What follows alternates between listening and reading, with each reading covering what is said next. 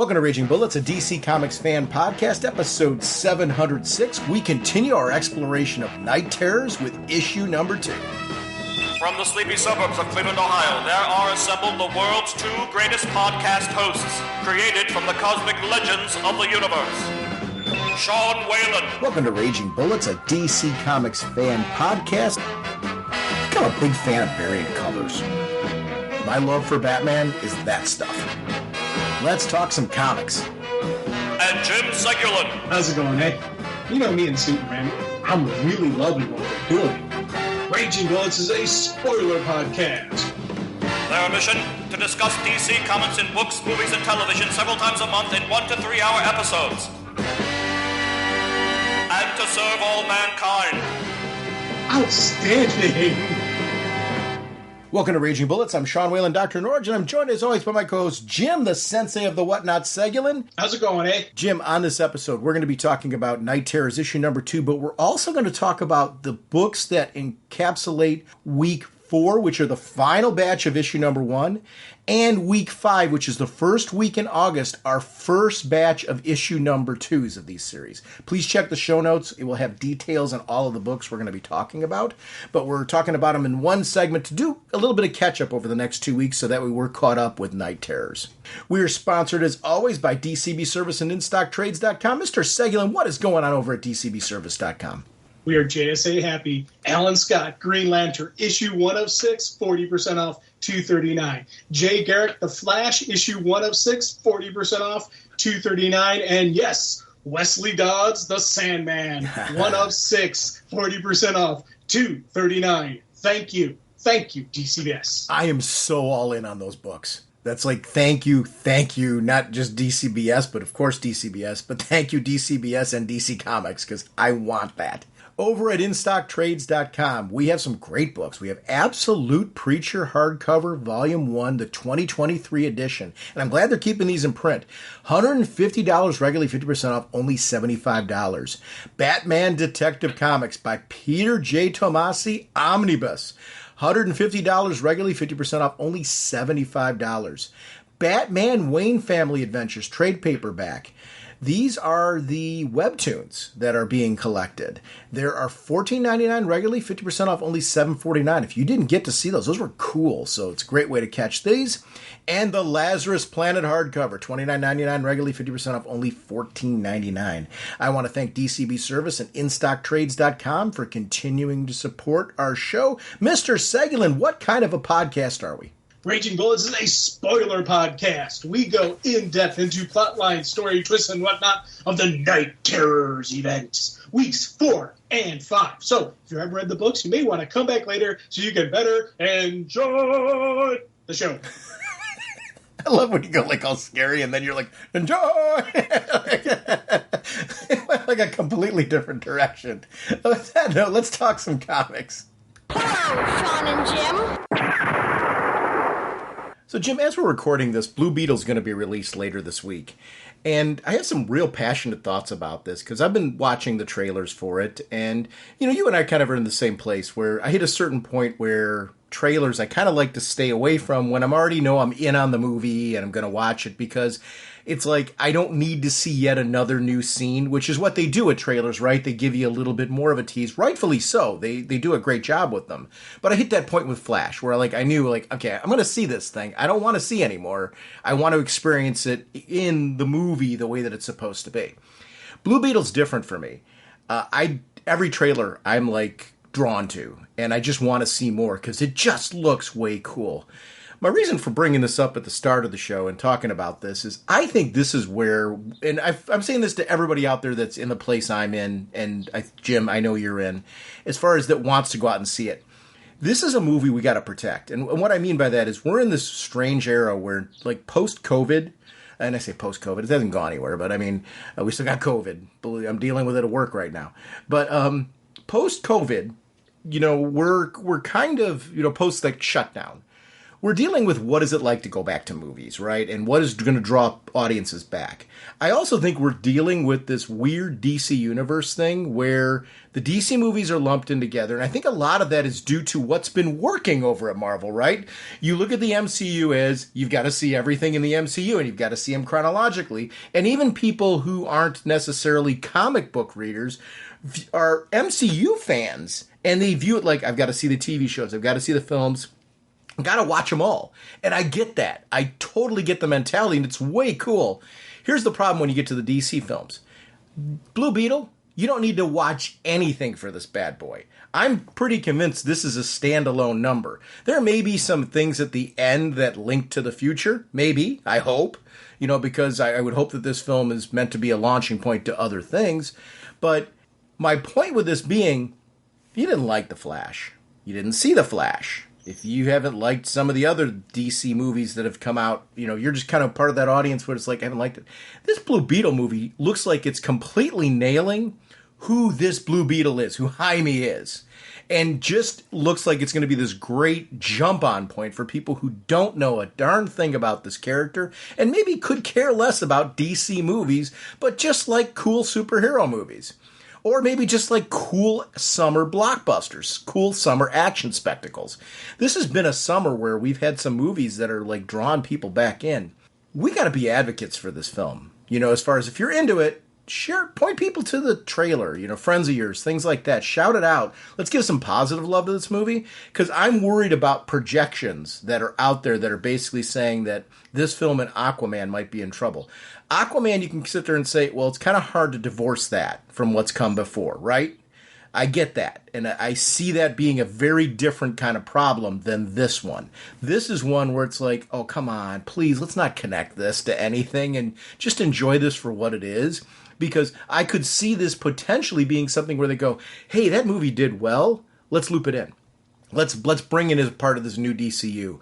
I hope that we get that out of this, because I don't know, man, when I see it on the screen, it is everything that I thought. I mean, the special effects, the suit, what we've seen so far with the scarab on it, they are nailing this. Absolutely nailing the visual look. They've got the right actor. It's when you look at like casting like Robert Downey Jr. as Iron Man, right? You're like, okay, we got the perfect Tony Stark right there, right? How could they have cast a better Jaime?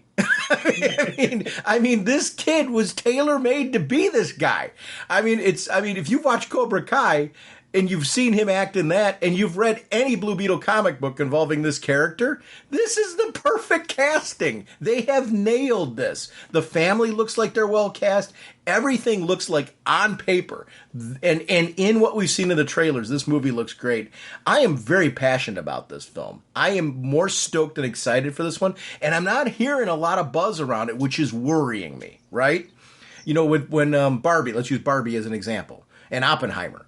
Like Barbenheimer, we were hearing a lot of buzz leading up to it, like destination viewings of those films. Now, I'm not saying that this is going to be either of those, nor does it need to be either of those. But there is an audience out there that would see like Fast X, for example, right? That like should be going to this film.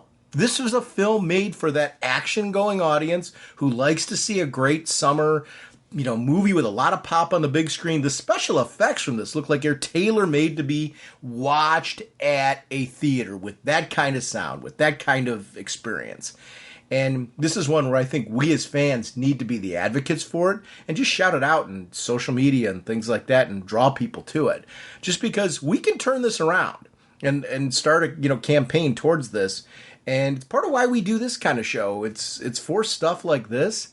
And this is one where I'm crying foul for like it being connected with the Flash and Aquaman, as that being its like nail in the coffin.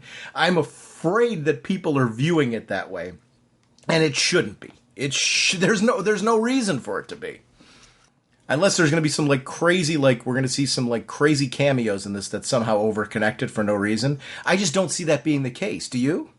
I don't think so. I think this is a standalone movie. I don't think they have any intention of tying this into the universe. And I like that. Me too. It doesn't, again, I think they're going back to that model that was a long time DC movie model where not everything has to be connected. Right. And to be honest, it works for me. Jim, so the event we've been following, obviously, has been this Night Terrors event. And what we're going to do this episode, just because we got a little catch-up work to do, just because of how we've been releasing and all that, we're going to do 2 weeks' worth. We're going to do the final week in July and the first week in August. And it basically kicks off with Night Terrors issue 2. And then we'll kick into the other, like the skip week, where we don't have a Night Terrors issue, but we have all the tie-ins. Actually, it's the first issue number 2s of the various books. So let's talk about Night Terrors number 2. It starts to flesh out and open up a little bit more of what's going on with Insomnia. We get a little bit more of a glimpse into who Insomnia is and what's been going on with Insomnia. I'm finding this villain fascinating. And I think the more we understand him, I think it really adds more, for me, to the tie-ins because of the fact that I kind of get what he's doing. It's not like he's some kind of expert on crafting nightmares or things like that. It's more of he's trying to explore their minds, to find doorways, to find hidden gems, to find, he's looking for the Nightmare Stone, which is really what he's looking for. But he's trying to find anything that might be a clue to who has it and what the location is. And that part, I'm just really digging the more that we understand him as a character and his violent outbursts when it comes to the Justice League. I'm still not 100% sure why. But something happened to him that he blames the heroes for. It's really, really clear in this. Like, his outrage at the fact that they come back from the dead and stuff like that. Like, how can they come back from the dead? Family died or something like that, right? I mean, that's got to be a thing. He lost family. Is that where your kind of head's at? Okay, so we had I had a kind of rule in my head where I wasn't going to go ahead of where we recorded, so it doesn't corrupt or throw off my commentary. I couldn't wait. So you read issue 3? I've read Night Terrors number 3. Okay, so I haven't yet. So and I deliberately didn't for the reasons that you're stating. I couldn't wait. I'll tell you, I am so into this thing that I was like, wait, I gotta see what happens. I gotta see what happens. I jumped right in. So I'll withdraw my question based on the fact that you're clearly trying to avoid spoiling something for me. Non-spoiler answer. They're doing a brilliant job with crafting this villain and telling us why his motivation, he's doing what he's doing. So that's the answer I'm going to give. Yeah. And that's one of the things that I'm really enjoying about it. Are you finding that the more we find out about him, the more that we kind of understand who he is, that it's impacting your enjoyment or understanding of the tie-ins? Is that something that's different for you, or how's that working for you? Well, also, the more you know, the more questions you have. That's something that's been going on. And even continuing, even with number 3, I still was left with questions. And I'm still going, wait, what? I love the way they're building this guy because I still have a lot of questions on who he is, what his motivation is, where he's coming from, what is he going to do?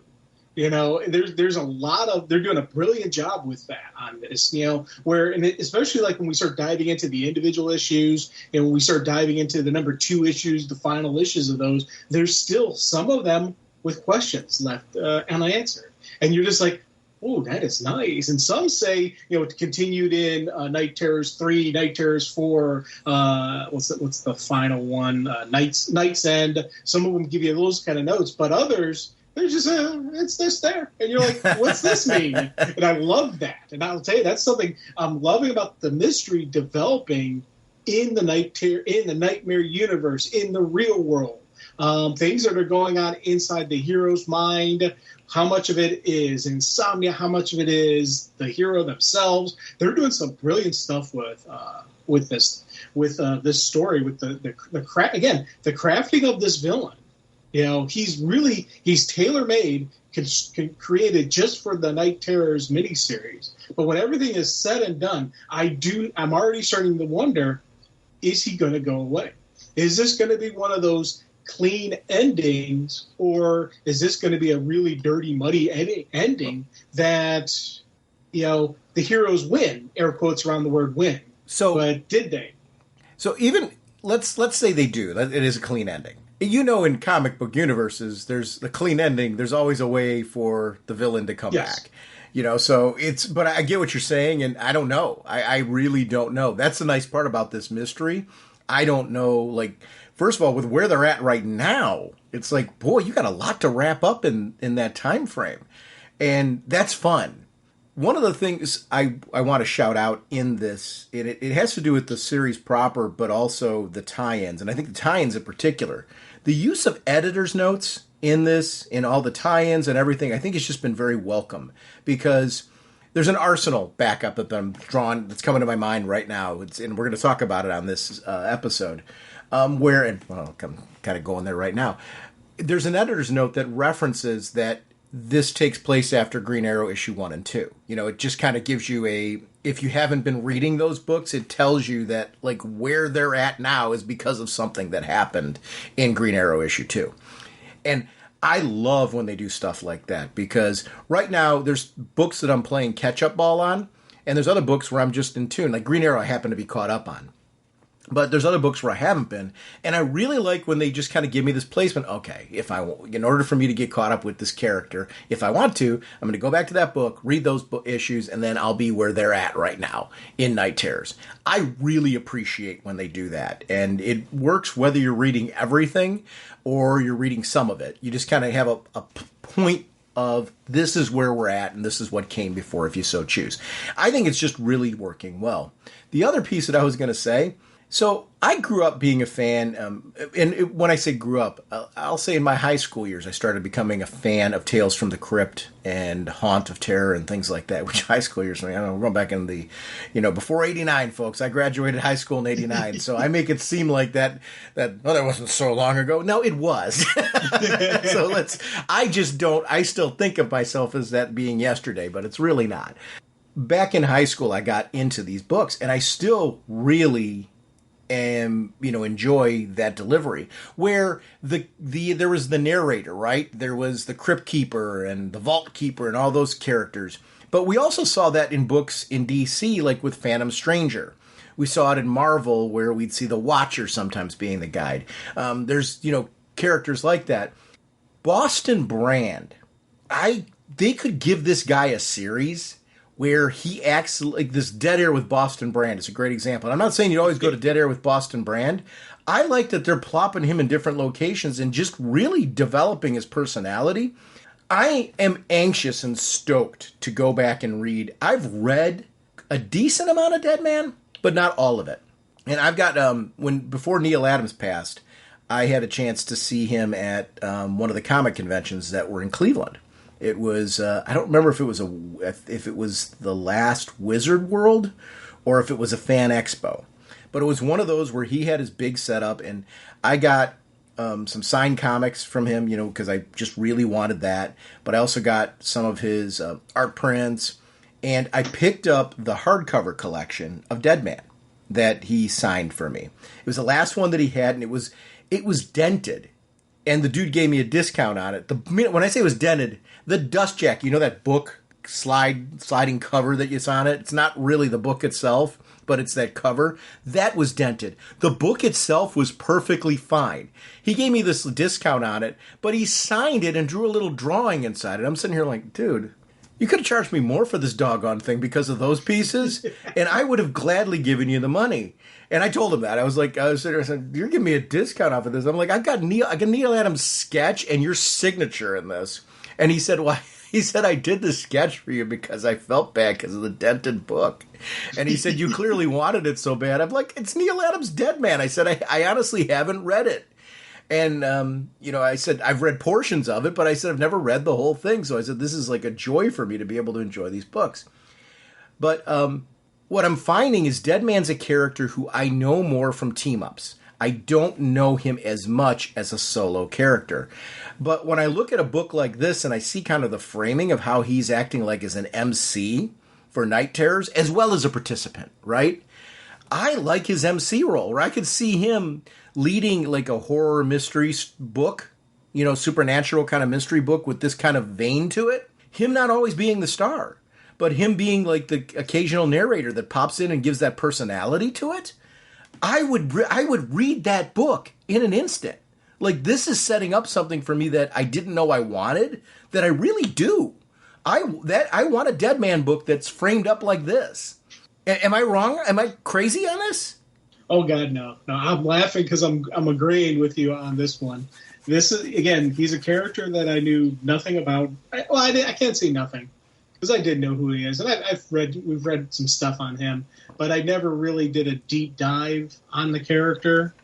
But this has been a fun usage, and him inside the Bat body is one thing, just because how Bruce is constantly trying to push him out. Yes. You add the zombie Wesley Dodds into it, I'm like, oh, okay, we got a great combo here. And I love these two together, especially Dead Man in Batman's body. And it's funny because remember a couple episodes ago where I was talking about why did Dead Man jump into Batman when Batman could push him out and blah, blah, blah. And you had the great argument about Batman would never listen to him. He had to go into the Bat so the other two would listen. And that's something that's really locked in my head as I'm watching him go. Seeing his interactions with Wesley, seeing his interactions inside Bat, interacting with other people has made me just go, this is an absolutely brilliant usage of Dead Man inside the Bat, because there's a little bit of the Bat, but there's a whole lot of Dead Man, and the people who know the Bat can tell immediately that it's not him. They know something's going on, and if they've got any connection to the spirit world, they'll know, okay, this is a thing possessed into Batman's body. I absolutely love that. I think one of the things that I really enjoy about this is, and we're talking organically about it this one, so I'm just going to jump to it. I love how the Batman issue number 2, Night Terror's Batman issue number 2, deals with this. Yes. It starts to address Batman's... I always loved the fact that Batman's trained his mind. He's aware that there are characters out there that will hit you with, he's dealt with Hugo Strange, right? Who's psychological, chemical, in your face. He deals with Scarecrow. He's dealt with these supernatural or meta-powered characters, right? Who can go after the brain. So he's trained himself to, deal with dreams and things like that and get control. Also, the fact that your dreams flat out will haunt you, especially when you've been through a trauma, right? Everything about that just fits, not only him as Batman, but him as trying to master himself to become this something more than a man that Batman has become.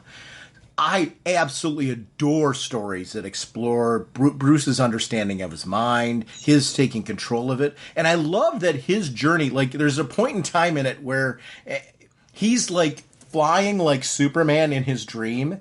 And he's saying, I've never wanted to have Superman's powers, but yet here I am doing this in my dream. And I'm poorly paraphrasing it, but it's I've got to kind of analyze this later. I was like, that was so cool. What a great moment. I love that idea that even in nightmares that they're trapped in right now, there's cool parts. And that's been the fun part of this, is no two books in this journey are alike. And I'm with you. You were saying earlier how glued you are and you couldn't wait to go to the issue number 3. I only avoided it because of the podcast. It was hard to do because I'm with you. What I did was, in order to kind of get my fix, I went back and reread, so I'd be prepared for this episode. So it's I'm reading books a third time because I'm just all right, let me just get my head back in the game so I'm ready to go for this. But just really, really digging that. The Sandman. Oh, go ahead. I'm sorry. Well, actually, I was going to go along with something you were saying there about with these interactions and these one of the things I digged about this was every time they have either the flashback sequences or when Dead Man is jumping into the mind of Insomnia, mm-hmm. the art changes on them. Especially you think back to issue 2 here. There's a couple different times when it's either a flashback or he's jumping into the mind. They dramatically change the art style, even each time it's a little bit different. The one has more of the first time they're doing it, it's him just doing the flashback of what he saw the first time. Then the second time he tries it, they update it a little bit more with like changing the hue, the tint color. The first one had a very tan, brownish one. The next one had more of the purplish tone.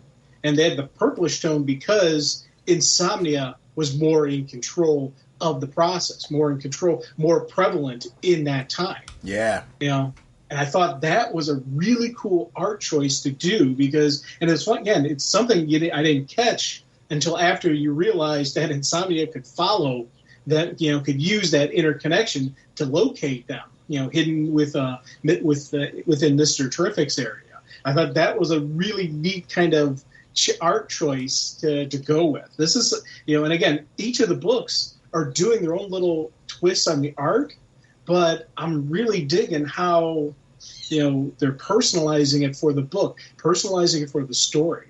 Again, and I don't know if this is directives from on high, if this is just the individual art, the individual creative teams, or however they're coming up with this. But that's something that's really standing out for me in Night Terrors. And we talked about this a couple of weeks ago, even that it's not just a horror, scary look. They have, there's a couple times where things get a little creepy, but they keep it reined towards the story. Right. And one of the things I'm really digging about this one, because I'm looking at the page right now, right in front of me, it's kind of this follow-up in issue 2 that we're getting with Sandman being back. I always loved his costume. So my attachment to these characters goes back to the late 70s, maybe early 80s. I'm trying to remember what year I actually experienced the JSA for the first time in a JLA JSA crossover. It's got to be in that time frame. It's late 70s, early 80s that I got exposed to them. Wesley Dodds was one of those characters with the gas mask and that look, because he was... there was this cool twist of you had Earth 2 versions of like an adult Robin and stuff like that were over there that you could clearly tell, oh, that's Dick Grayson, but that's an adult Dick Grayson. And look how much older he looks, and how cool is that like he's gotten older over there and he's had a life and Batman got married and all that kind of stuff. And there was the Superman, which we had, it was the original Golden Age Superman who now had gray hair on the sides and stuff like that. But then you'd get these cool characters like Dr. Fate and the Sandman. Dr. Fate had that, real prominent like look with the helmet and the magic powers that, had that kind of hex thing going on, the Ankh, whatever you want to call that. I'm poorly saying what that is, but you're like looking at that and going, woof. That's just like very captivating and like, especially when they're going up against like new gods and stuff. I'm like, ooh, this is neat. So then you see Wesley Dodds, and Wesley Dodds has this gas mask and the gun and just the different kind of look to him. You don't get enough time with them in those crossovers where you really get to know them as much as you want to, but you're curious, right? Power Girl had that same effect on me too. Like, I didn't know at the time that Power Girl was Supergirl over there, but you start to eventually realize, like, oh my gosh, that's that world's Supergirl. And it's so neat when you see these characters that just have a different look. Huntress. But he was one that always stood out to me. Putting him in this, adding the creep factor of he's dead and he's back and he's in this. I am loving the fact that he's explaining the fact that this was a case. This is a case I never solved. It's a case from my very early years, and he's laying out that case. And I love the flashback where you get to see the younger version of him and how he makes a mistake. We got the cult leader that he just was assuming, like, okay, I've got them now. I took care of his whole crew because the poison that they were going to kill themselves with, I replaced with my own concoction, just put them to sleep. So I've got this. Home run, right? Nope. I didn't see the guy stabbing himself. And I like that Wesley's, like, analyzing that and going, hey, this is where I screwed up, and this is the example of I was a rookie. I just was not prepared for what he was going to do.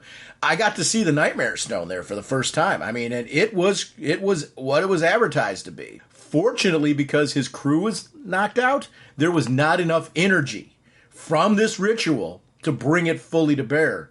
But man, I saw it, and it's a case that it's troubled me. And you can see that with him being a mystery. And by the way, if you have not read Sandman Mystery Theater out there, it is well worth seeking out. It is such a good series. It's a great Vertigo series. Matt Wagner, who, I mean, if you don't know Matt Wagner, this is a great way to get to know Matt Wagner. Just really, really top quality work. You'll love this character. And it's mystery stuff, very much like what's being laid out here, with a very Vertigo spin to it, but true to the character. And when I see stuff like this and know his passion for these type of cases, this is a great intro to this character. If you did not know him before, Joshua Williamson is really, really good at this. And I've become just a huge fan of this writer's ability to take characters and really, even though you're putting a modern, take on them, bringing them up to speed to today, we are not ignoring a single doggone thing about what made them cool. And he's done that with the Sandman. Tell me, are you I know you and I have different experiences with the JSA characters, and I don't think you've read Sandman Mystery Theater, right? I have not yet. But, the word yet there should let you know I will be soon. But it's because of this, right? I mean, yes, isn't this a passion for this character? Yes. 100%, because again, and it was funny as you're going, I'm just nodding my head, and I'm like, I just want to go testify, man. I'm 100% with you on that. Again, this series has me wanting to read The Dead Man, has me wanting to read Sandman, has me wanting to go back on all that stuff. I think that is a brilliant usage of, again, this series to get people wanting to pull into this. And it's funny, I was always a fan of bringing the JSA to this Earth, not having them be a separate Earth. Mm-hmm. But lately, and I don't know if it's just Night Terrors, because I really want to see them have the character, have Wesley have his own groove, but part of me is wants to see JSA go back to an alternate Earth and have all the classic JSA characters on their own Earth, and maybe have crossover events,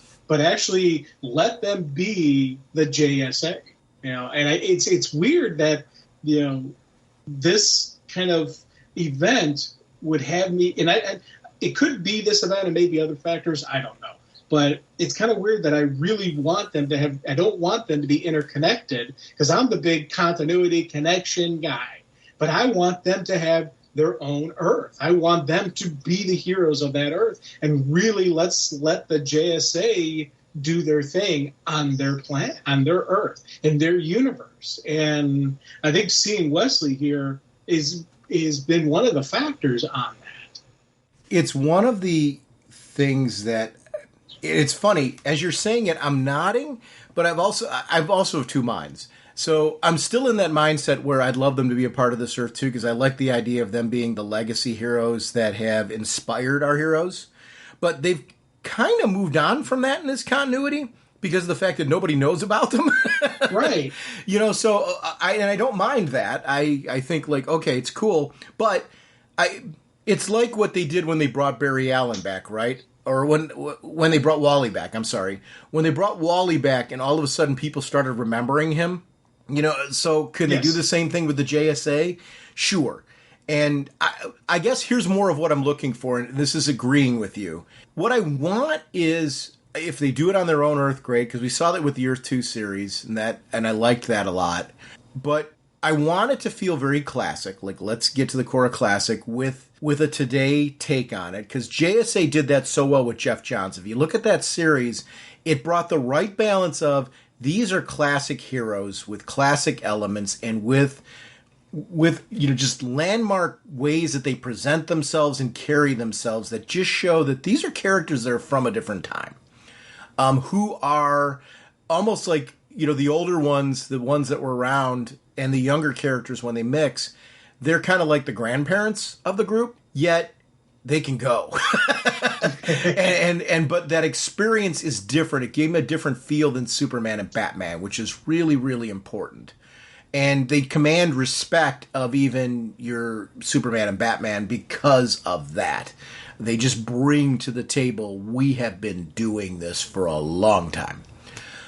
So I love all that, and that aspect of it's cool.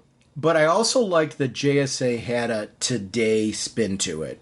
I keep referring to this cartoon because we just watched an episode last night, My Adventures with Superman. My wife and I were watching it. And one of the things I really, really like about that is it really feels very today. And there's something to that, like without overdoing it. You can sometimes go too far where you completely disconnect. And I think there's been attempts at bringing the JSA to modern storytelling that have ignored the legacy feel. And I think that something's lost when you do that. You need what this has got. Sandman, it's very, very clear. This is like, I mean, it can't be more clear that he's a legacy character than he's a corpse. You know, I mean, that's kind of it. But it really works. I also love this idea of this privileged group who was like, they were exploring cults and exploring rituals. And boy, were they getting it wrong.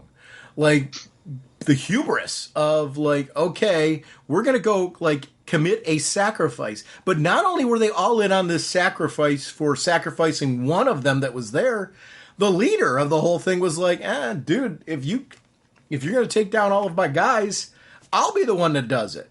That's a different level of belief, cult-like belief. I love that we see then the next generation, and that's who Insomnia's touching base with, saying, hey, listen, you've got to be a key to this. Like, your father wanted the stone to increase his wealth. You want more money here, and he is just destroying him in his mind. Well, for the purpose, and in the real world, too. Correct. That yes. Gone. Yes. Yeah, which is, to me, that's where this gets scary. And I love the attack on the mind because even your strongest hero is susceptible to this and in danger. I really like the sense of danger throughout all of this. It's not scary for the sake of being scary. It is dangerous. And that's what this feels like more than it being like cheap scares. There's some psychological exploration going on here. There's time where terror does play into this, but it's not forced into every issue. Like, there's been some of the Dream issues that I don't feel are scary at all. It's more of a, oh, that's what's going on in that person's head. And it's more of a psychological thriller. And I like that. I like that it's not cheap terrors. Because sometimes when you get that, you lose the story. And this hasn't done that at all. And I really am enjoying that. Go ahead. They're not going for the cheap pop, the scare pop, that you get in a lot of stories. If this is classified as a horror story, this is the psychological horror thriller. Yeah. Not the slasher film. Yeah. Because the slasher films go for the, kind of sudden thing. This is that deep, mess with your mind, make you for the next couple nights look underneath your bed, and sleep with the nightlight on kind of horror films. This is just, again, psychological, diving into it, especially given when we start seeing more and more of who Insomnia is. And you start, if you can take this horrific person and actually put a level of sympathy. Now, there's not a lot of sympathy, but there is a level of sympathy in that you understand kind of where he's coming from. You understand, okay, I can see his motivation. His motivation isn't to conquer the world. His motivation isn't to, destroy the world. He's got his set motivation, and you can kind of understand it, and you can kind of see where he's coming from. You completely disagree with him because he's wrong, but you kind of understand it. I think that when you start getting those villains and those characters that you can kind of see where they're coming from, it makes it more intense, makes it more real. And add to the fact that we're saying how if you die in your dream, you die in real life. That's canon everywhere else. So it's going to happen here. So that adds to a level of the fear factor that we've got going on here. Now, do I think they're going to kill off anybody named Superman or Batman? No, they're not. But other characters, there's these Night Terror series are on a lot of different characters that very easily could be killed off, or they could kill off individuals or supporting cast or whatnot. So it's kind of neat that, what we're getting out of this is a real terror situation. You know, a lot of times with events and with books, the hero in the end, the heroes are going to win. You know, it's just the nature of comic books. You know, the heroes have to win. But how do they win? Where does it come from? What is considered a win? When you get those kind of stories, that's where you're like, oh, that's where things get really cool. With this one, yeah, they're going to get the win, but how is it going to happen? How is it going to be? And what are going to be the consequences? And I'm loving that, especially about this series and the little tie-ins. One of the things that I'm really enjoying with this is the way it brings in characters like Mr. Terrific, like Michael Holt. We've got, Boston is getting kind of an update on what's going on over at Terrific Tech. And I love that Red Tornado, obviously, is the robot. We get the Metal Men. They're kind of they have the ability to roam around right now, but they're explaining this is bad. Like, it's bad on a monumental level. Not only is this causing problems throughout the world, but the longer that everyone is disconnected, they're heading into coma-like states where there's going to come a point where they can't reconnect. They can't. There's nothing to wake up. And I love that sense of this is another layer that people aren't thinking about. People aren't just at nighttime. They're being disconnected from their consciousness. They're being disconnected from their bodies. They're going to be gone at a certain point in time. Mr. Terrific's dreams, we don't get like real depth to them, but all you need is that one image. Michael Holt is dealing with a mess in that mind. Yeah, poor Michael. Because it's like every version of, it's not fair play. There's killer play. There's, I'm like looking at I was like trying to read the arms over there. And I'm like, oh no, this is not good. And I think the point that he was making to Dead Man at that point was, hey, the more complex the mind, the further it can go, because they're now thinking in layers upon layers as they go forward. And I really enjoyed seeing that. I'm like, oh yeah, obviously, the more deeper you go as you look at the world, the deeper you're going to go in your dreams. And woof, that was kind of mind blowing. We do get that flash to the nightmares that of insomnias that we're seeing, and we get to see how like insomnia at points in time is having this kind of waking dream. Are they waking dreams or whatever? The outrage of the TV, I thought, was because it led to a physical violence like that was crazy strong levels, which we see. That's a realistic thing, right? Where all of a sudden your emotions overtake you and you're able to do feats. Like, he cracks a guard's neck just instantaneously. And is so hard to get down because he has completely let go of any form of self-control in those moments. It's completely gone. And there's a thing, and it's been kind of proven that people who can just completely release their mind and remove any possibility that this is not possible can do superhuman stuff. It's kind of stems off the power of positivity, where you're like, I can do this, where you pump yourself up and you're actually able to do it. The step beyond that, where your mind, completely releases it, you can do superhuman stuff. And this guy, his mind, is so gone in that there is no limit on what his body can do. And to the point where you'll run into people who will actually hurt themselves because they're so focused on, I can do this. They'll lift a car up, but then separate all the muscles from the bones because your body can't physically handle that. But in their mind, they're able to do it, and they do it, and stuff like that. So it was kind of neat seeing him just go into this, superhuman level, even though he's not superhuman. He is a regular, everyday person. His brain is just gone on the limitations. And it kind of dives into, when you start thinking about how he's able to command so well in the nightmare realm. If his mind is able to completely remove any limitations, on what his body can do in the nightmare realm, he has superhuman powers. Because we already, a lot of times in your dreams, you can do stuff that you can't physically do in the real world. Well, if you're able to separate yourself in the real world, in the nightmare world, you are, God-level powers.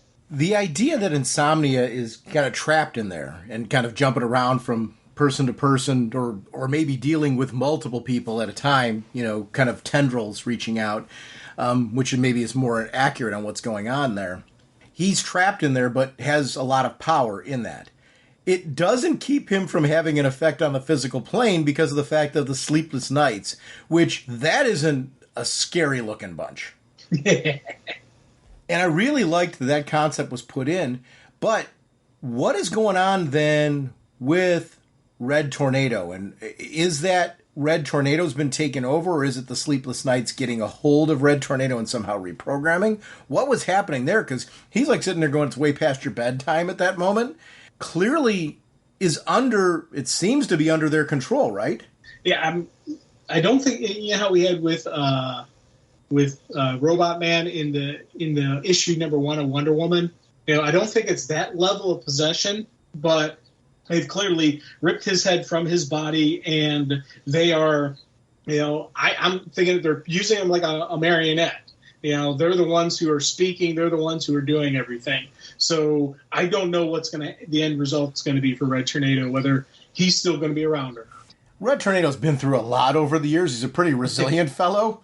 So, and this isn't me disputing you. It's more of just kind of I don't know. I got a lot of confidence in Red Tornado. Like, if he doesn't survive, quote unquote, survive this, that there's going to be a way for them to bring Red Tornado back if they so need to. But oh boy, he's in a bad state from all he's in a this. bad way. Yes, he's hurting pretty bad. And again, I'm not saying he's gone, but that's one of the neat things. A character like Red Tornado, they very easily could kill off this story. And I think that is kind of a neat usage of this, And it's like, again, going back to last week when we talked Wonder Woman number 1 with Robot Man. That's a character that very easily could be, written off, and removed from the story. But it's the sense of danger that's important. Yeah. What you're putting in there, and that's where I'm with you. Like, I'm sort of disputing you in the fact that I'm saying, they're not going to deal with Red Tornado. But I'm with you. I feel the danger to Red. Like, what did they just do to him? Because, I don't know, they're holding there what is the electrical spine, right? I'm guessing that's not a dream. I'm guessing that's in the waking world, I think. I don't know. You never know what the rules are with this. I don't know if they're seeing that or if they're somehow being pulled into the dreams. Or what does this Sleepless Nights group, what is their power set? What are they able to do? Are they able to somehow be a connecting thread between dreams and nightmares and reality? I don't know. But that sure looked pretty real to me. And that's the great part about this is the danger is not knowing from page to page what is happening in our waking world and what is happening in the dream of the respective heroes. And I really am enjoying that part of it where I feel like I'm connected to what they're going through because I feel that same thing as a reader where I just don't know. And you're right. That puts anybody in danger. And whether or not they actually take out anybody in this or not, it's you've got to feel like the possibility's on the table and you care about that possibility. And that's where they're doing a really good job. And I need to correct something I said. Mm-hmm. Robot Man was in Zatanna number 1, not Wonder Woman number 1. Mm-hmm. Sorry, I threw that out. I messed up on that one. But just clarification what I was talking about. People are like, Wonder Woman? I don't remember him in what? No, he wasn't. He was in Zatanna 1, but Wonder Woman was one of the people there that was with Zatanna, so that's where I got thrown off at. Sorry about that. So can we talk about some of the week 4 and week 5, first week in August tie-ins? Yes. We've been talking a little bit organically about them, but one of the ones I really want to shout out is Harley Quinn. Because it was certainly a very different handling of this. And I loved that because it was so Harley. It's a character, we've both referenced the fact that it's been a character where our interest has been growing in recent years, the last couple years in particular, really kind of wrapping our head around who she is as a character and why she's cool. This is a great example of it because she has faced every kind of crazy in the world, but she's also wicked smart. She's got the degree. She's analyzed situations. You got to go psychological warfare with her. It's the right mix of crazy and skill. her issue is wacky. They're throwing stuff at her, and she's kind of like almost yawning at certain points. Yes. You're going to hit me with the Joker? What, you think you're the first one to do this? It's kind of like, I am so over that. And I thought every moment was great.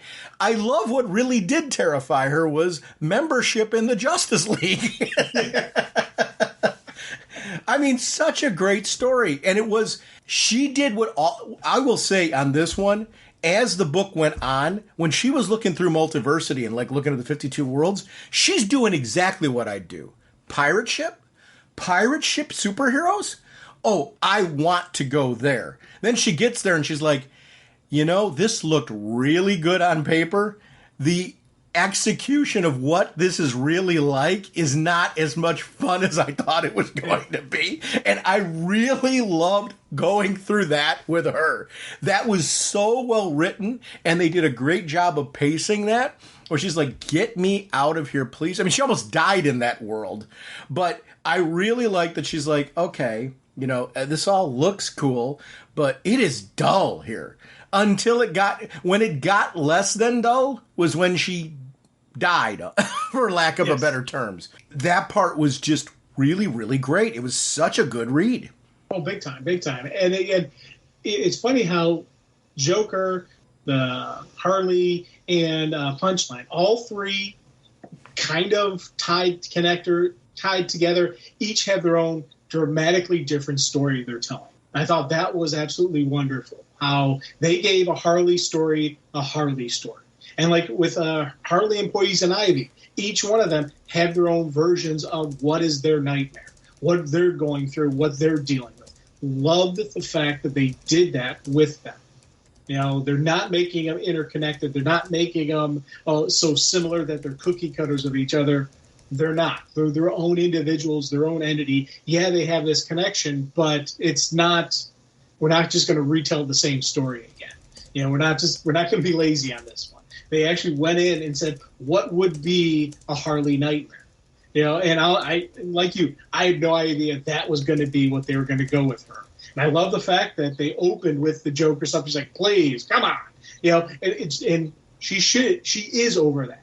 Harley Quinn is 100% over the Joker now. We're not going to get any more her going back to Mr. J. That's done. Then they try throwing in Ivy. No, that's not going to be a nightmare for her either. I love that they really dived into who Harley Quinn is, what she's about. I loved it. Yeah, and that's really important. Actually, it's an issue that I would not hesitate to somebody who's like, hey, I never read Harley Quinn. Why should I care about the character?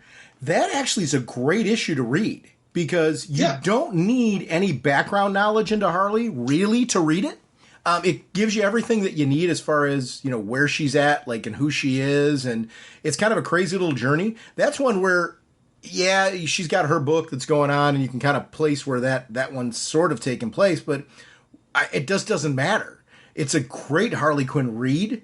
So anybody, like, if you haven't picked that one up and you're like, kind of jonesing for a quick Harley Quinn read to kind of touch base with the character, that's a fun one. It's a good issue. And you don't need anything.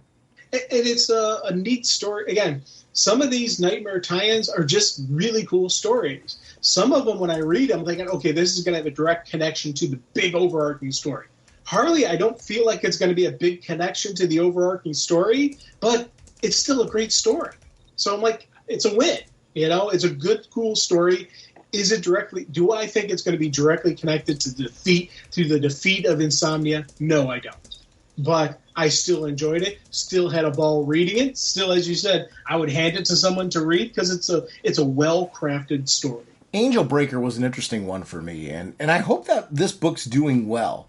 And the reason why I'm saying that is, being Angel Breaker and this character that is kind of relatively unknown in comparison to some of the other ones, I applaud them for exploring this character because she fits, and Tim Seeley did a great job with this. I really love the art.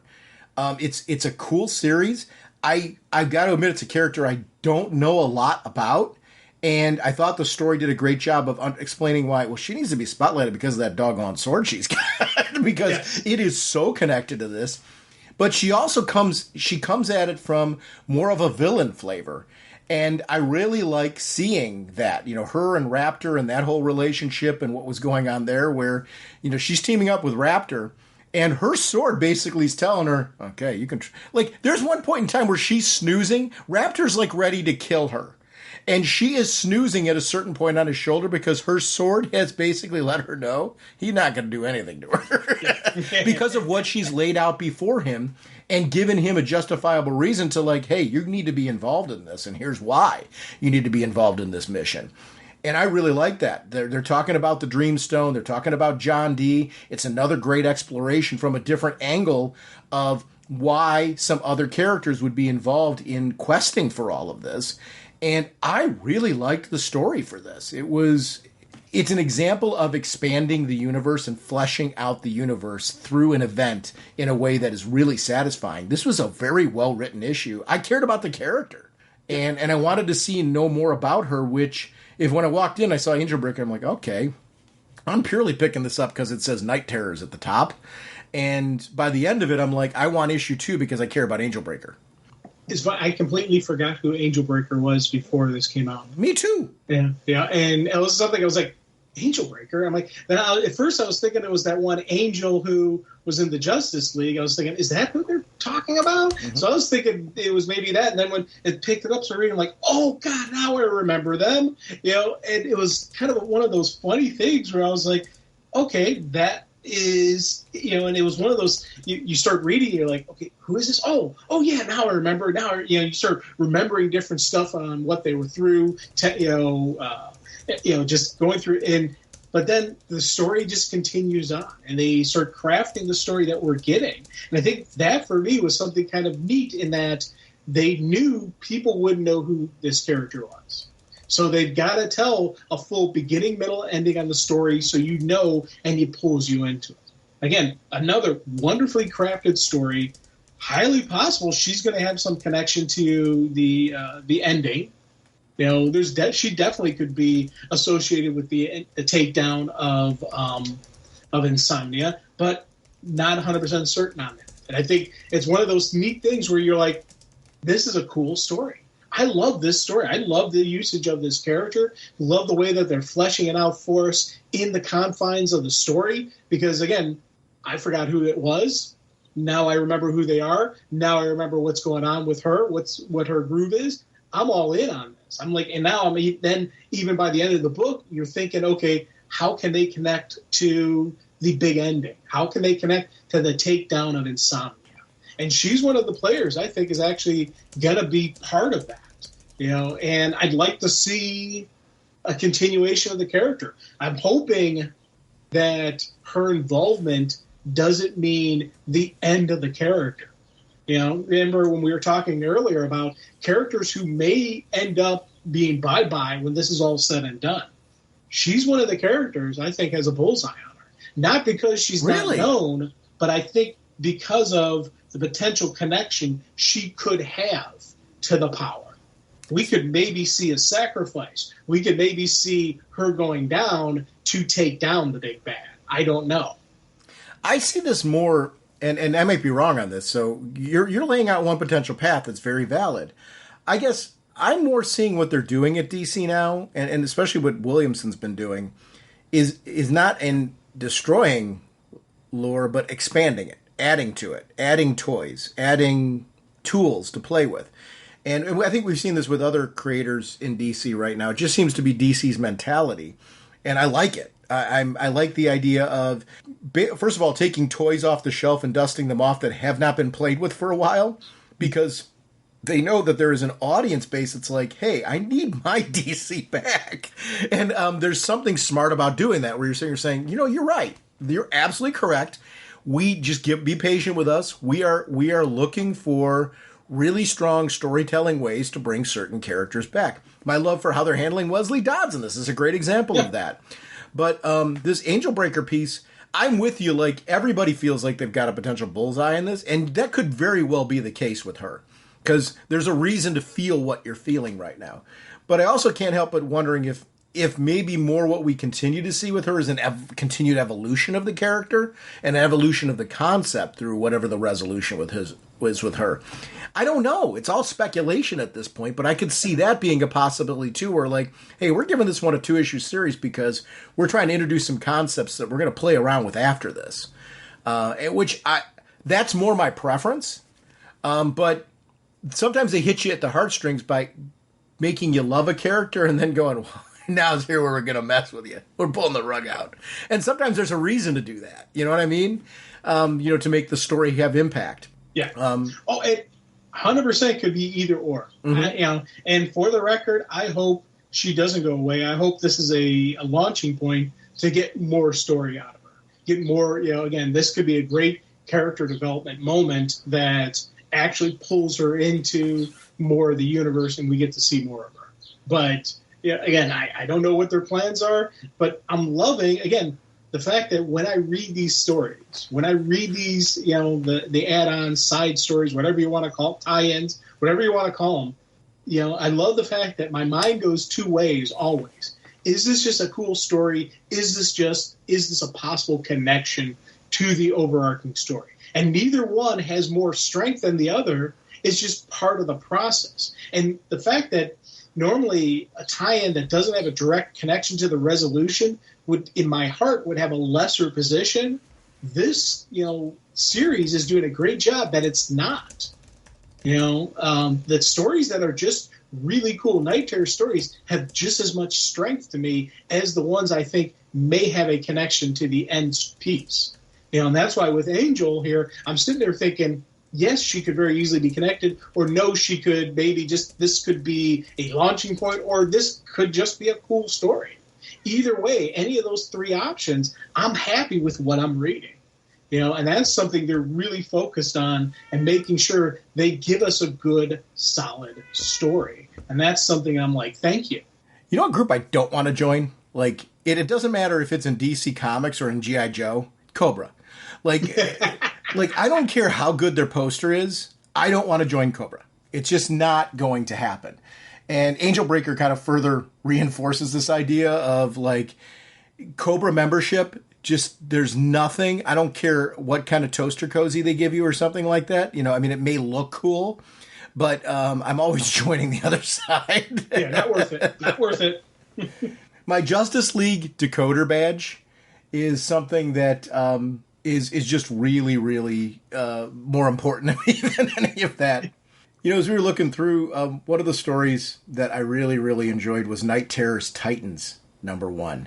And I'm sure you were digging that for the same reason I was, because it did this really cool, different approach where we had like this third party that we're following along with, and she is being guided by Raven to each of the Titans' dreams, and they're being faced with like this mirror version of themselves that like goes to the extreme of their problems, like Donna Troy's various story continuity problems and various identities and things throughout the years is all amalgamated into like this different kind of, you see legs and arms and costumes thrown out from everywhere, and she's kind of trapped in that who am I kind of scenario, to Cyborg being trapped in all these wires where is the human inside all of the technology, to Beast Boy really being trapped in like this beast-like form.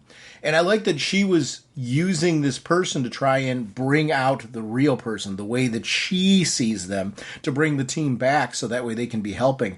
It was cool to see her with her magic being able to tap into and help her friends.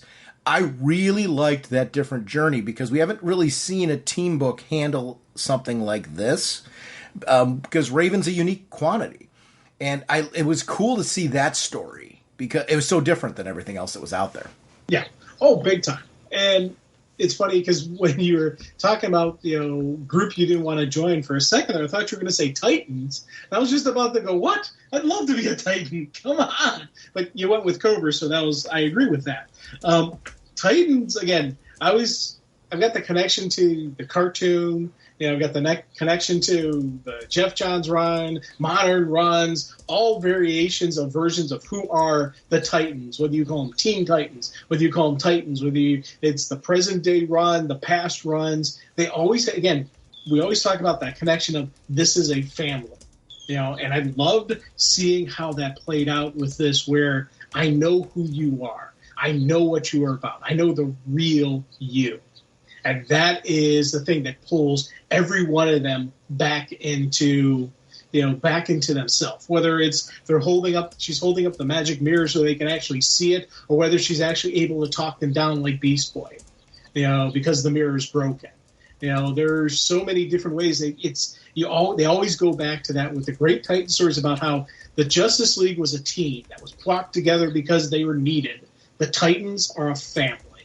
And I always love when I see that any iteration, any version of the Titans always has that family motive. Even when Damian had his own version where he was locking up people in, bad guys in cells and completely lying to the rest of his team, there still ended up being a family vibe. Whether it was the family fighting against Damian, or whether they eventually did start accepting the little monster as one of them. And I love just that connection, how every great Titan story always has to have that connection of this. I know who you are. You're not a monster. You're not a tied into this machine. You're not an animal. You're not this creature of just death and destruction. And with each one of them, it was just that horrible version of how they saw themselves. Like, no, I know who you are. And I love that. And I really did completely eat this up, as the story's playing out.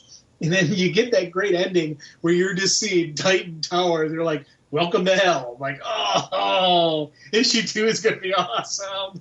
Night Terror's Action Comics #1. And I didn't know, because it's kind of like they did what Detective Comics did, which we'll talk about next. But, you had like the Superman book that was focused on Clark, right? So I didn't know if Action Comics was going to be more on Clark. I didn't realize it was going to go into like Power Girl and then the Superman family. So you had this Power Girl story, which I love, because what we don't see a lot with Power Girl, and I think it's just kind of like we've always taken it as, well, she's Earth 2's Supergirl. You don't often get to see a glimpse into what her Krypton life was like. They've done it in the past. I'm not saying that it hasn't been done before, but you don't see it as much as you see it with Kara on our world, right? It was cool to see it in this, even though it was the dreamlike version, just to see the different costuming, see what that looked like for her, see her perception. That part, I really, really enjoyed her story. How much have you seen of her background, her backstory on Krypton? Only the stuff they'd released, modern stuff. I'd never really read the classic stories and the original stuff. So with the modern age of Power Girl, when they started talking about her past, that's the stuff I've seen. So the original backstory, the original who she is, that's just when I went back and reread JSA stuff. And even then, I don't remember reading a lot of her backstory. So any backstory I know about her, it's the present day stuff. I really enjoyed her story. I enjoyed what was going on with her and Omen, which I'm assuming it's all Power Girl's dream, and the Omen appearances in it are not really Omen being there. Right. At least I think Omen's more an apparition versus we've seen, and we'll talk about Poison Ivy a little later, we've seen where other people are in other people's dreams. I didn't get that vibe here. Whereas in the second story where we've got Connor and you've got Keenan and you've got the two kids and was it Natasha that was there too? Yeah, it's Natasha there too, yeah. They're having some kind of shared experience. Yes. And we got to see Cyborg Connor, and that was a way cool story. I really enjoyed like how that, because they took a bunch of characters that I really liked. This was a great issue that I didn't know was going to go to the places that it did. I liked the surprise of what its focus was. It gave me, because when I saw the cover, it gives you kind of like a tease of what's going to be going on in there, but it certainly didn't spoil what was going on. You got Cyborg Superman on the cover, you got someone scared on the other side of the door. So I knew that there was going to be some kind of element of that. I did not see this going where it did.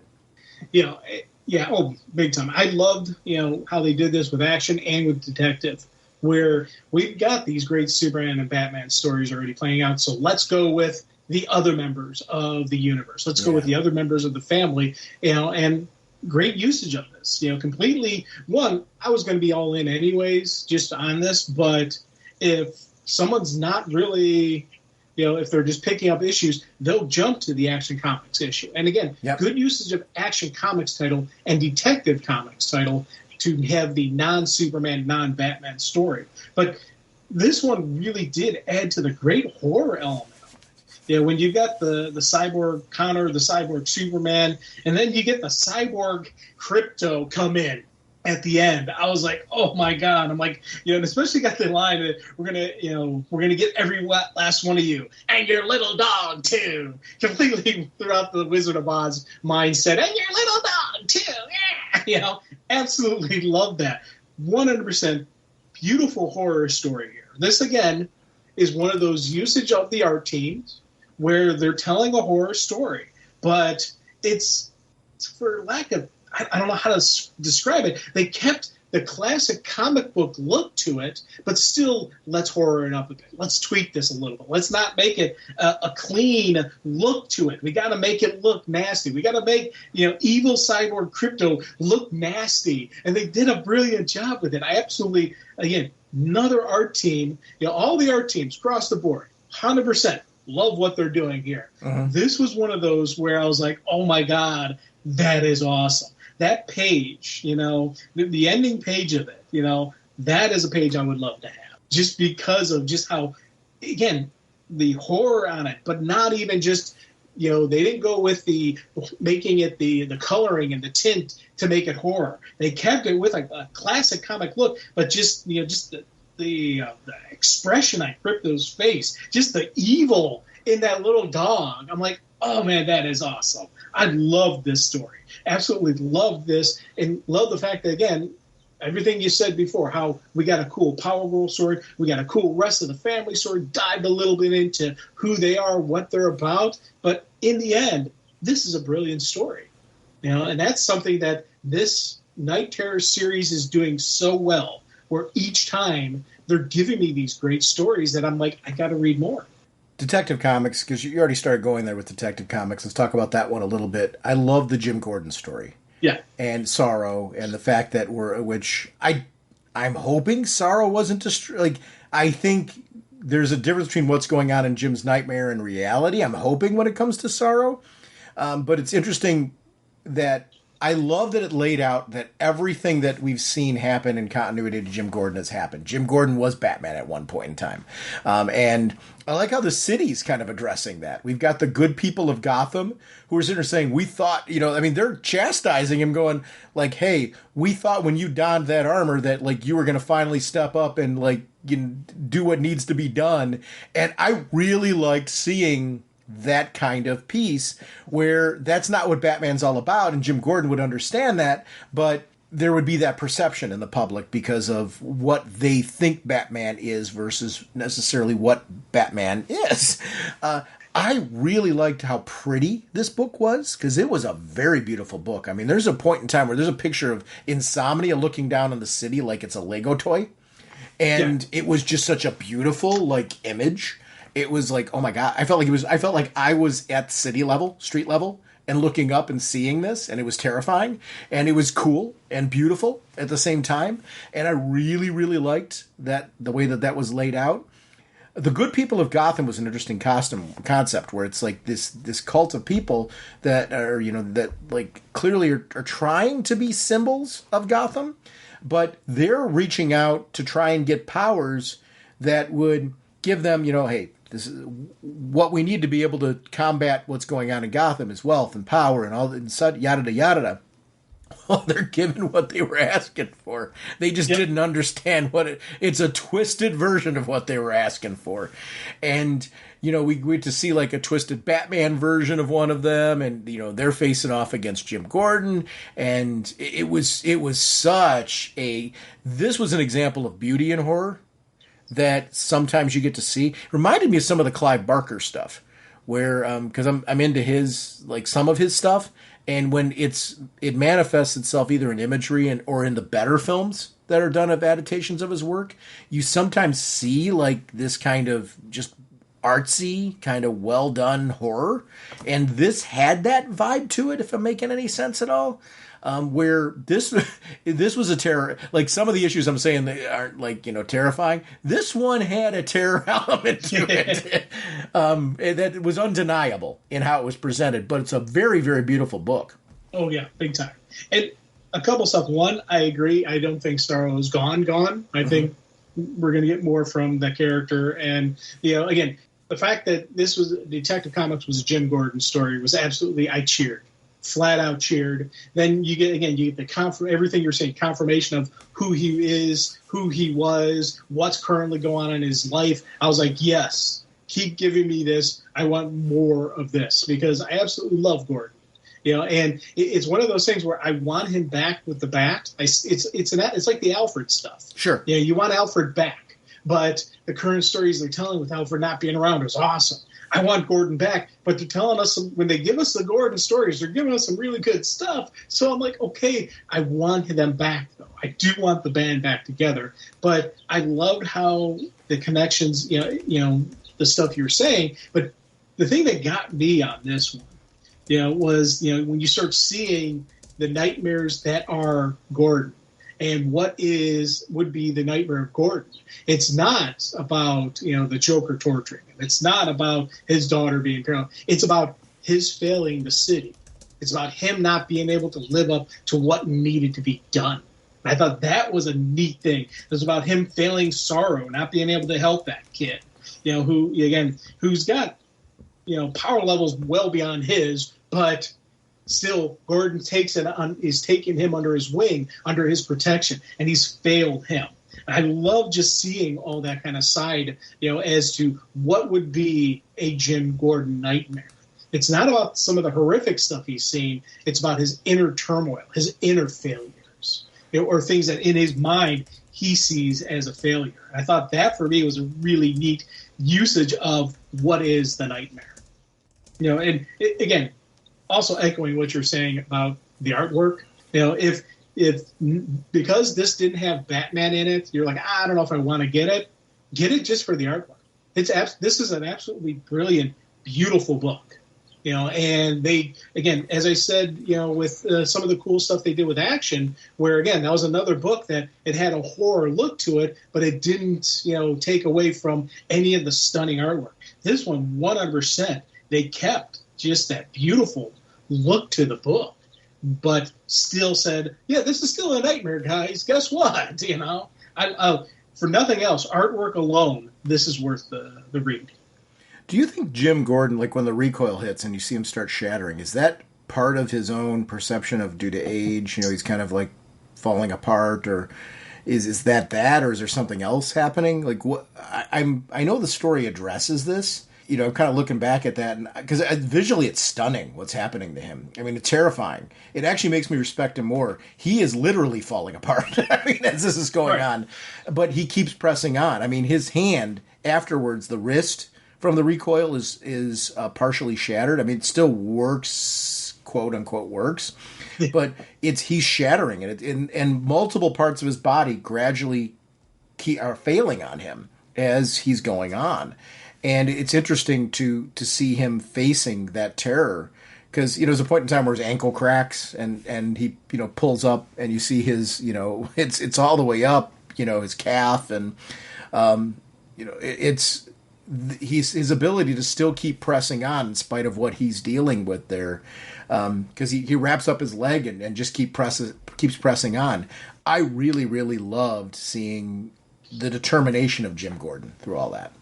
And that is actually, you think, with nightmares for older individuals who, especially those who used to be able to physically do so. A lot of athletes and, a lot of retired, military, retired police, retired, firefighter, people who are physical in their job.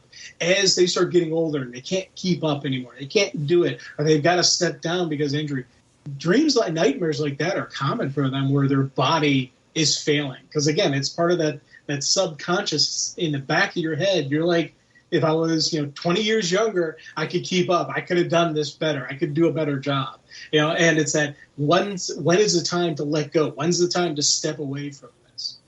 So I 100% think that's all about just some of Gordon's fears aren't the horrific stuff he's dealt with. Right. It's his failing to do his job. His failing his city. His failing his family. His failing his friends. It's his personal failures. And part of that is the physical body failing.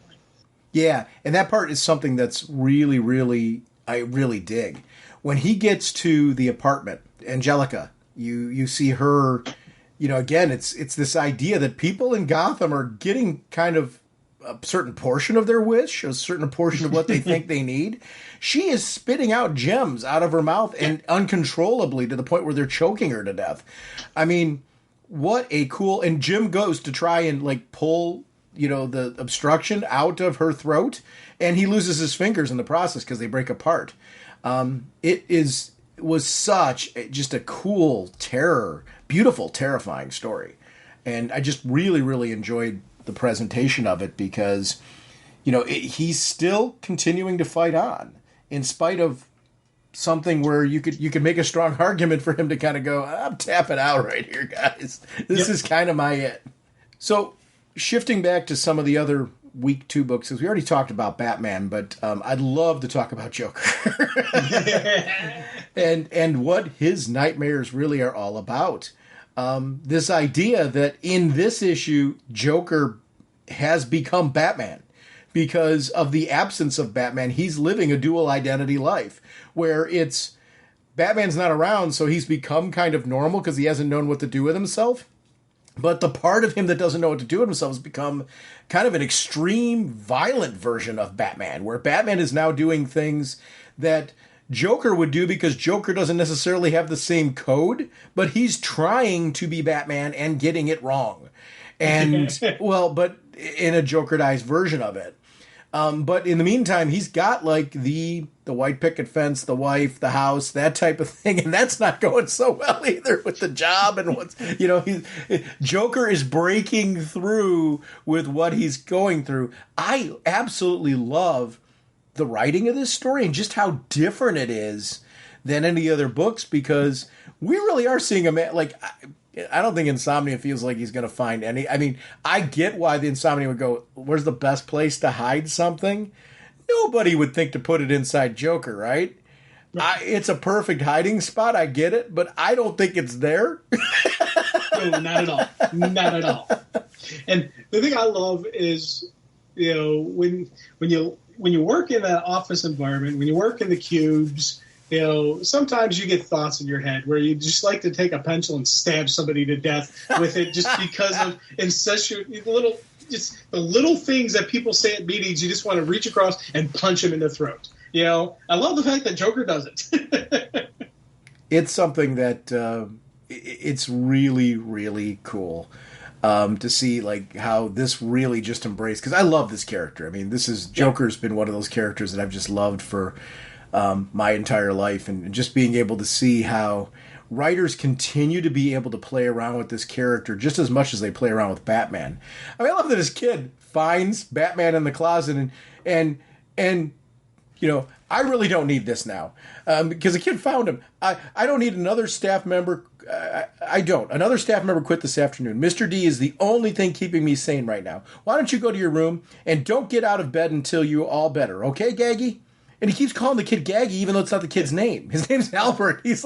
My name's Albert. He's like, that's what I said. I mean, Joker's really crumbling here in all the crazy ways that Joker would. I wish this was an ongoing. Because I love this Joker. I would read this month in, month out. You could do you could call it Inside Joker's Head, and you could have multiple seasons of where Joker's dreams take him in a whole different spot, and I would keep following this until whenever, because this is wacky good fun. Oh God, yeah. And you know what? I'll be honest with you, I hadn't thought of that until you just said it, and I'm all in on that. Oh God, yes. Yeah. With with a lot of these stories, I'm I want to see, I'm enjoying it, but I never thought this should be an ongoing. Joker Dream World should be an ongoing. It's so fun because you really could at a certain point in time go, it's starting to get a little stale. Well, how about he has another dream? I mean, and I mean, where you take it, as long as you're following quote unquote Joker logic, you can really have a lot of fun with this. And I love the ultimate true part of the nightmare was that Joker realizes we need Batman. Yeah. You know, and that in the end was the ultimate reason of the nightmare, was that that Joker needs the Batman. That we need the Batman. And I love that has that realization, but that in true Joker format, oh, that was strange. So it was all just a nightmare. I'm going back to sleep. And he goes back to sleep. I like the Poison Ivy story a lot. I'm really enjoying the Poison Ivy series in general, and I love that this was handled by the writer G. Willow Wilson behind the Poison Ivy series, because it feels like it's part of it. She's all in on Harley, where it's her dream is to make Harley happy and to kind of, it just shows the love between the two of them, where she's like, if Harley's happy and this world that we're crafting together is, making her happy, I can be all in on this and we could be happy together. And I could see this until Harley starts, like with the dandelion. Yeah. She's now killing a dandelion. The dream's shattering. And I think some of that is Ivy's mind reacting to this isn't real. This, right. Eventually there's a logic in your mind, I think, when you're a smart person, that starts to rebel against what's been crafted around you. And I love when stories do this, and we get to see it in this. And I really, really love that now it turns into a battle between the world that has been crafted here and Ivy, where Ivy's mind is rebelling, and she's going now up against the Batman and Catwoman. And you see them trying to say, listen, just submit to this. Just give in. If you just give in, this could be so good for all of us. I love that we have her friend who was sitting there from HR, who is, basically the catalyst for some of this, because she was trying to reason with Pam and was trying to get through to her, thought she didn't, when actually she did. She started, I think, breaking through the wall, right? Yeah. And that, because Ivy even goes, okay, HR's right on this one. And clearly she's the only other person here. I don't know how. The only other person here who's like with it and is from our world. So maybe I need to find her and see if we can both get out of this doggone thing. So I like seeing them eventually team up, and I wanted to see that piece because I love Janet. And I really like how that story is working out in Poison Ivy. They've done a great job of crafting that. You and I were both like cheering when that book, because we loved it when it was a mini, and we're hoping that book was going to be an ongoing. We're like touting that from the beginning. I am so happy that is an ongoing. Oh, big time. And I love the fact that we do get, with Pam and Janet from HR, there's going to be more, because Janet from HR really does care for Ivy. Yep. Flat out. There is solid emotion, and Ivy's got her feelings towards her, but she's also got her feelings for Harley. And I think that is going to be an interesting story that's going to come out of this, that's going to flow into Ivy's actual story. And Ivy's ongoing, that the events of this are going to affect her current universe. And that is one of the things I really want to see. I enjoyed this story, absolutely loved it, was 100% all in.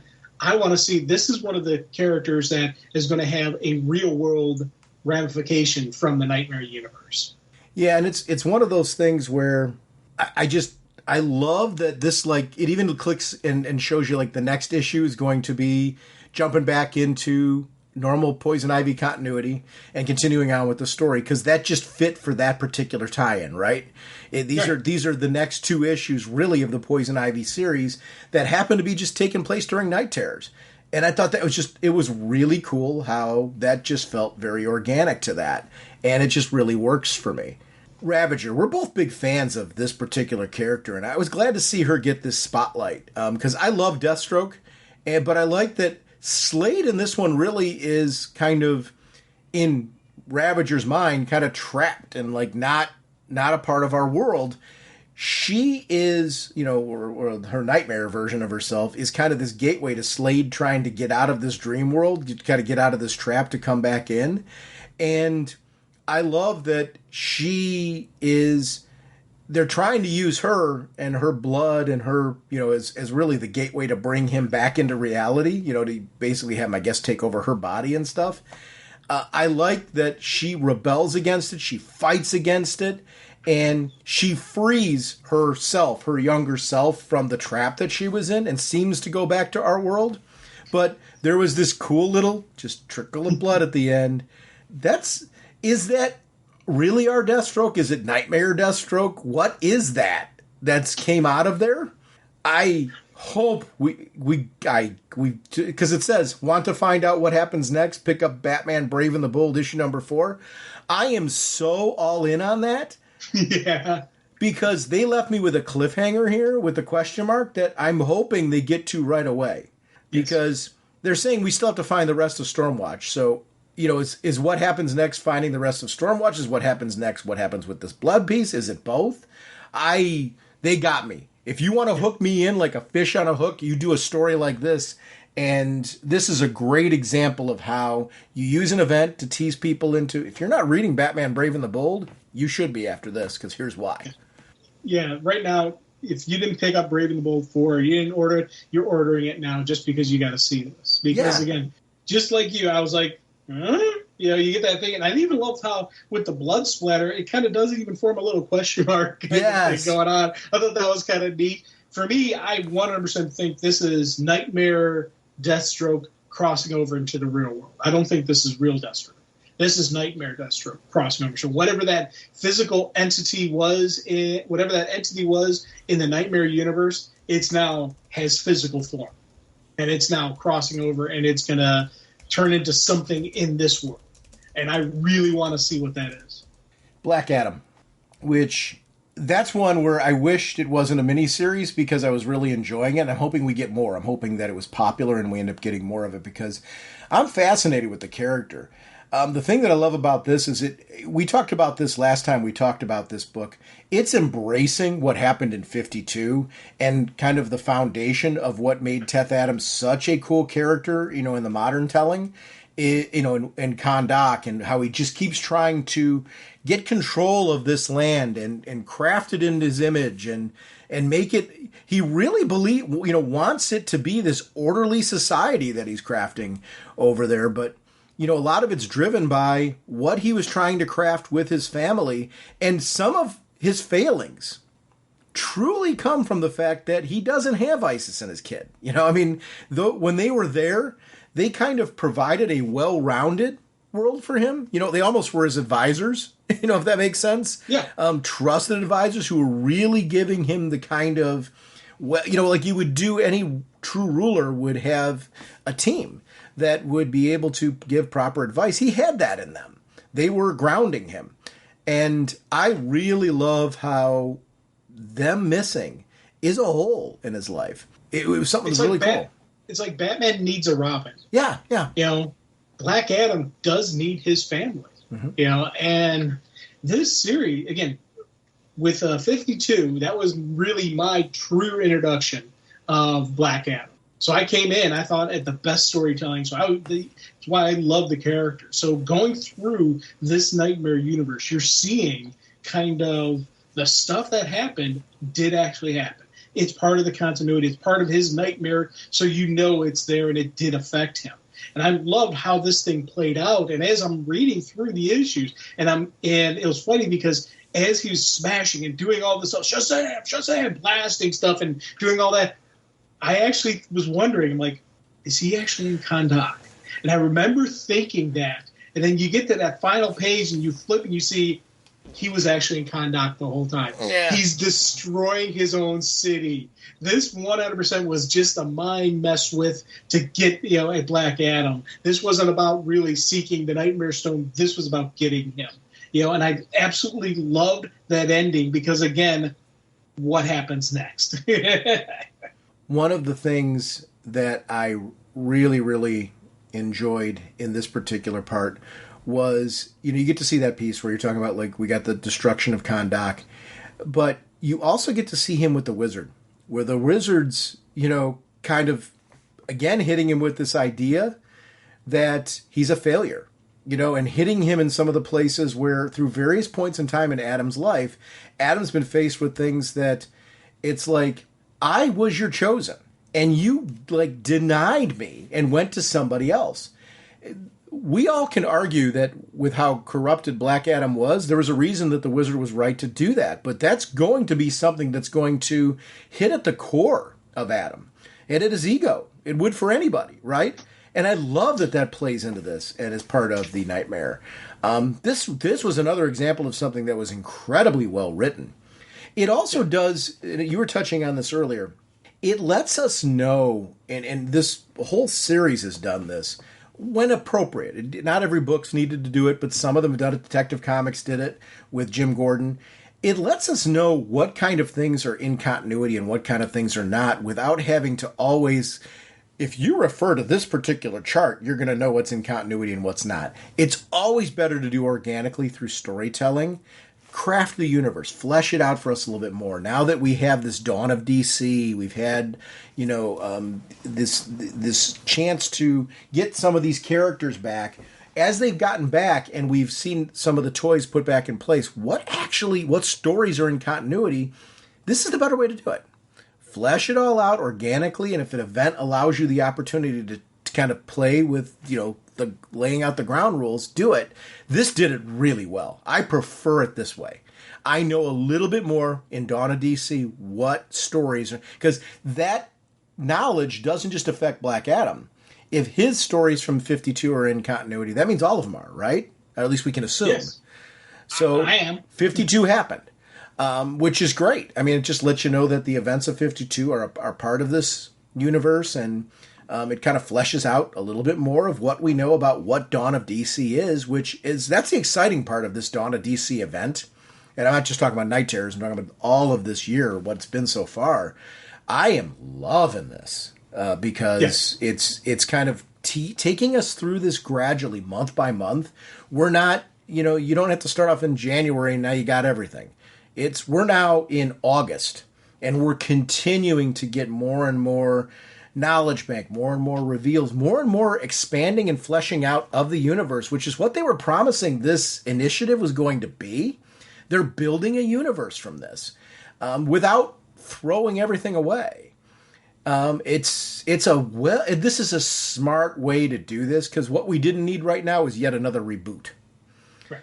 A re-explaining, a jump on points, all those type of things. Really, this is a giant jump on point this year, and I think it's very well done. And I also did like how the ending of this one, it's not the end; it's a continued in. Yes. So this is again one of those directly tying into the Night's End one shot that's going to come in the end of August. So. I like how they're laying out this story is continuing here. This story is done. This one is continuing here. When the story's done, it's done. When the stories continue on in their own title, it's going back to the title. We've got the one tie into Brave and the Bold, Batman tied into Night Terrors #3. I like how they're giving us the connection and where to follow the continuing adventure. Same thing you said earlier on editor's notes. They're doing a brilliant job with that. Really guiding people and helping, again, keep things going. You and I both love the editor's notes. We both love the fourth wall breaking where they stare at the comic, but especially these editor notes, the guide, the directions they're giving us on this. I'm very happy with how they're laying down this whole Night Terrors event. I'm really super excited for it. So as we continue on with this event, this has been great, because some events, let's be honest, we all get into that point where as the event goes on, like, I become less interested usually in tie-ins, and I focus a lot more on the story proper and just want to wrap it up, and then, I'm okay with gradually finishing the tie-ins as they go through. This has been the opposite. Yeah. Where as the story's gone on, I've found myself wanting the expanded story. I've wanted to see more of what's going on in the tie-ins, which is unusual because not every event works that way. I think that's where people call it eventitis. It's like, okay, I don't need 87 books to enjoy this. I just want to read the story. I want to see the resolution. What are the key issues that I need to jump on so that way I can get to that? And I want to just, finish your story. It's kind of like for me with an open world video game. So in those, there's like side quests and things you can do. And I always like when I'm really into the beginning of the game where I'm like, oh, it's fun exploring this world. I'm going to go run over there and like grab these 87 different things that like they'll give me more powers and stuff. But it starts to get monotonous and tedious. And I'm like, okay, what really drew me to this is the story. I just want to finish the story. I'll do that with events too. This is not an event like that though. And that's why I thought this is a fun exploration, because it's going to be fun. You and I still have 3 more weeks of tie-ins to explore. Our next episode, we're going to kind of do it similar to this one, where we're going to go through 2 weeks of events just to get more caught up with the series. So that way our episodes are a little bit more real time with what's happening with the release of this series. But I like the idea that we've kind of left this open to, if our experience changes and we stop reading the tie-ins or, lose some interest, I think that's going to be fun commentary. I'm very curious to see how we wrap up this event. So far for me, I'm like, give me more sponge. Yeah. It was very hard for me to not read. You already started doing it. Yeah. And I completely love your experience that like, you're like, hey dude, I know we said the rule was we're waiting. I didn't. Like, I couldn't. And that's cool. And that is so cool because that says a lot about how the event is right now for you. Yeah. And non-spoiler right now, I loved Green Lantern #2. Oh my God, did I love it. That's cool.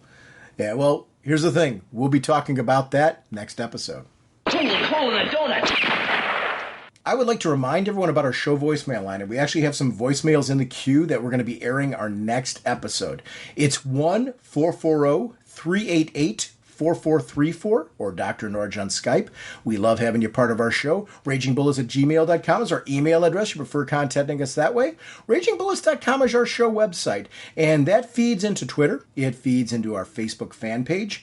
We are proud to be part of an amazing Facebook group community, and what we may be doing, and we're trying to figure this out right now, we may do like a DC News catch-up with our voicemails. We'll figure that piece out, but we're going to be getting caught up on everything over the next couple episodes. I want to thank everyone that participates there. If you're a listener to this show and you haven't checked out our Facebook group, what they do over there is they curate the best of not only DC news, but of comic and pop culture news, and put them on our Facebook group for comments. It's a great chance for people to get involved. Please feel free to join the group and add to the discussion. There are things we want to talk about on the show, and it's great when we don't have events going on like Night Terrors. It's great to organically, regularly include them in the show. So I want to thank the team over there for continuing to keep that discussion going. It's really their community over there, and I really applaud them for being a part of our team. Thank you so much for all you do over there.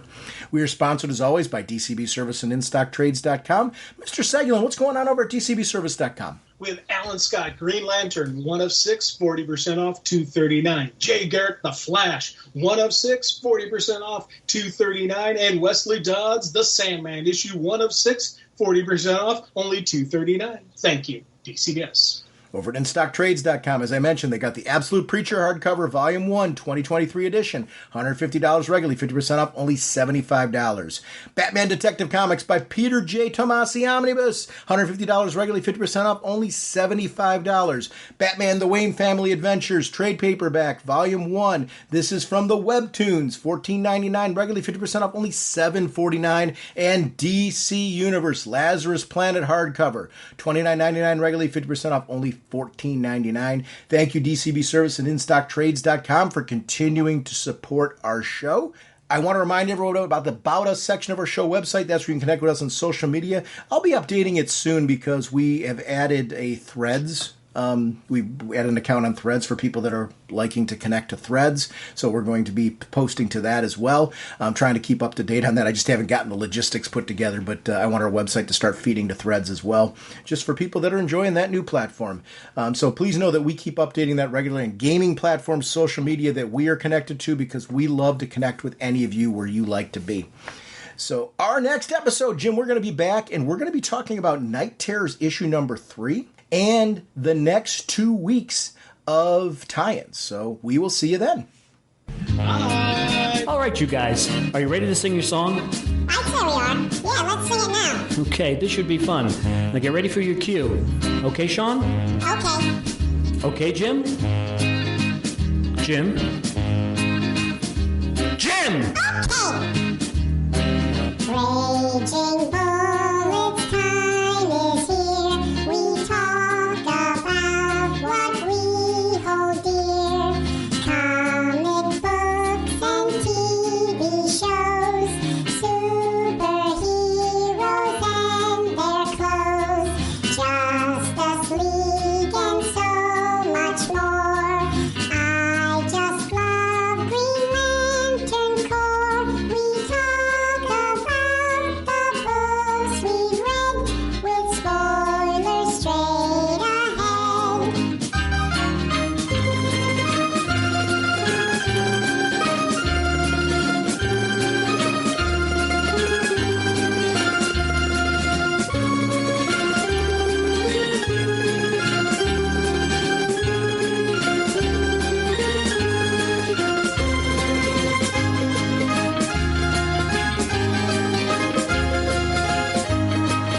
Okay, fellas, get ready. That was very good, Sean. Naturally.